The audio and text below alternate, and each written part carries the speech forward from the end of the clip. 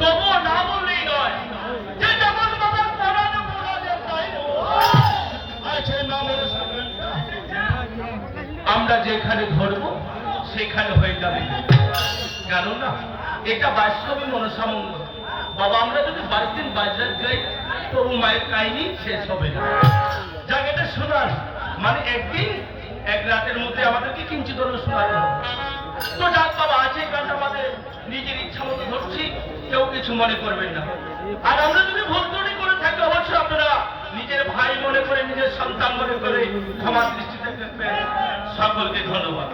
জানি যখন কেন ওই মহাপ্রভু দুর্গাকে দ্বিতীয় স্ত্রী রূপে নিয়ে আসলেন তোমার কল্যাণে, ঠিক কল্যাণে নিয়ে আসার পরে গঙ্গা এবং দুর্গার মধ্যে কিন্তু বাবা একটা নিজ কাচারে পরিণত হয়েছে।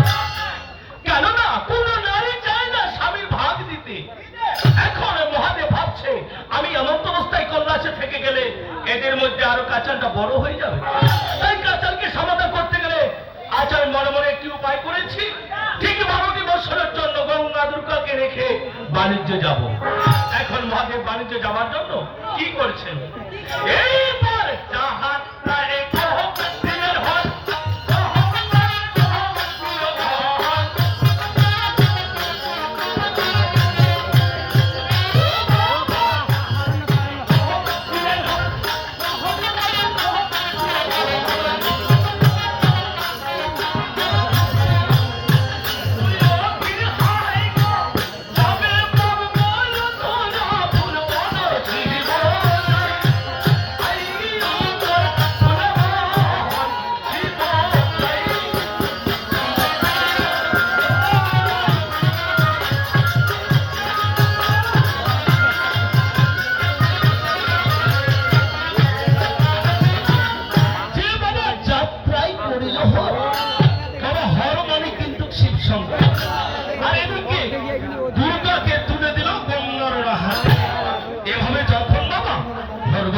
সমান সমান করে ভাগ করে দিল।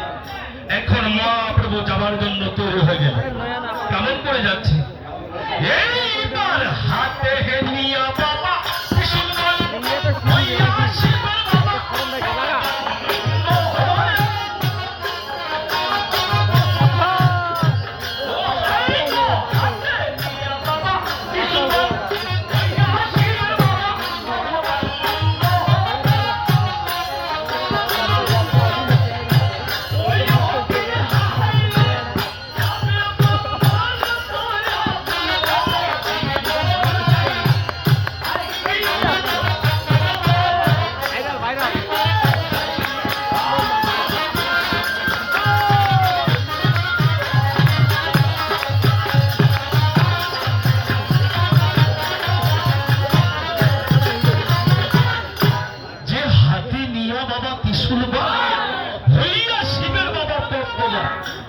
আর যাবে বাবা উত্তরাখণ্ড।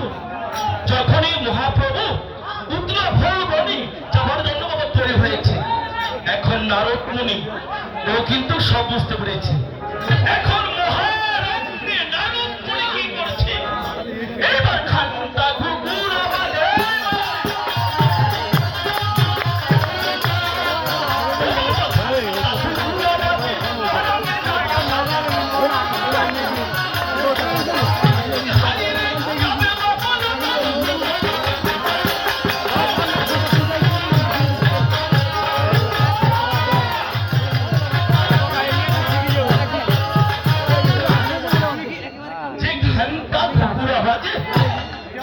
মহারণ্য কিন্তু এই জগৎকে শাস্তি দেখে আর কি কি শাস্তিছে, এইবার সকল পাখি সাজা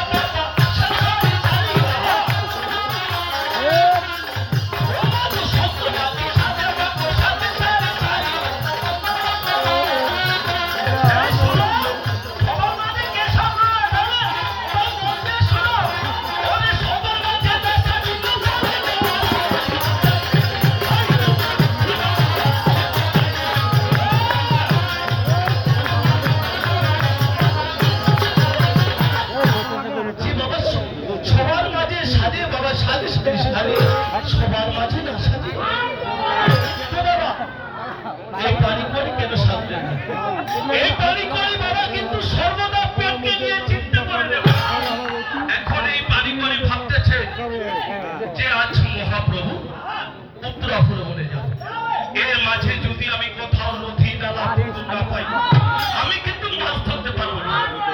আরে বাড়ি করে মাছ না ধরতে পারলে ওরা হারে মরে যাবে। এই ভেবের দায়ে কিন্তু বাড়ি করে বোঝা যাওয়া হলো না। আমরা যদি এভাবে বলে যাই, বলবে ছেলেগুলো কি না কি বলে যাচ্ছে। এই তো আমাদেরকে অভিনয়ের মাধ্যমে দেখাতে হবে। এখন মহাপ্রভু কেমন করে গঙ্গা দুর্গার কাছ থেকে বিদায় নিচ্ছে। আরে দেখি গঙ্গা দুর্গা কেমন